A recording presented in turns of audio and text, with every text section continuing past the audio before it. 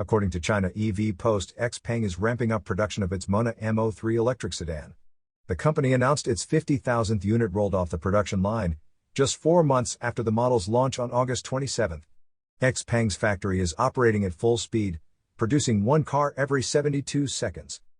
The Mona M03 is Xpeng's most affordable model, starting at $16,410 for the base variant and going up to $21,800 for the top-tier Max version. Deliveries for the lower-priced variants began in late August, while the Max variant will start shipping after the Chinese New Year holiday, which runs from January 28 to February 4, 2025. The Mona M03 has been a strong performer, with over 30,000 firm orders in its first 48 hours. November saw 11,962 units delivered, marking the third consecutive month of over 10,000 deliveries.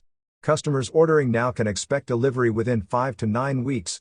To meet demand, Xpeng plans to increase monthly production capacity to 20,000 units before the Chinese New Year. You are listening to Yuan News.